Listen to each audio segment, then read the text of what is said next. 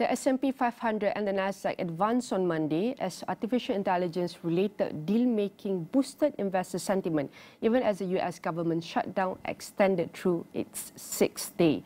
The Nasdaq and the S&P 500 reached record closing highs, while the blue-chip Dow inched lower.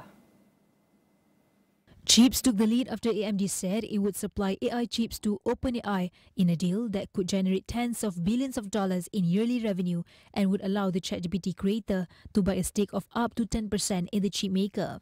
AMD surged, pushing the broader Philadelphia Semiconductor Index higher. The federal government remained shuttered for the sixth day as lawmakers idle in a partisan impasse. The shutdown has postponed the release of key economic indicators, forcing investors to rely on secondary, non-government data to gauge the timing and extent of Federal Reserve interest rate cuts.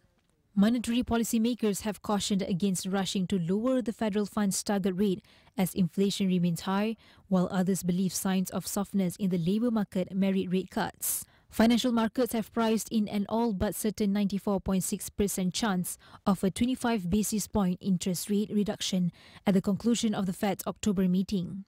Without new U.S. government data this week, market participants are monitoring reports on outstanding consumer credit, mortgage demand, and the University of Michigan's preliminary take on October consumer sentiment. Next week, third-quarter earnings will provide market catalysts as the reporting season gets underway with results from large U.S. banks.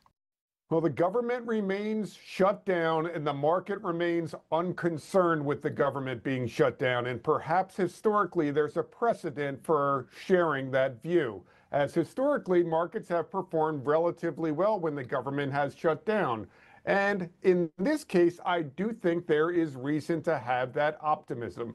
Historically, the average length of a government shutdown has been 8 days. The median length has been around 4 days.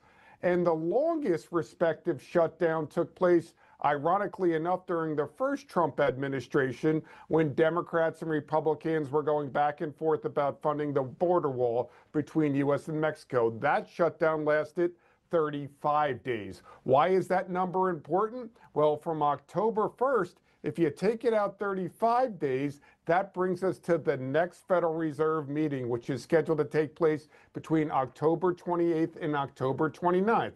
Now, I don't know if this particular shutdown will last that long, but if it does, I think that all but assures another interest rate cut from the Federal Reserve of 25 basis points.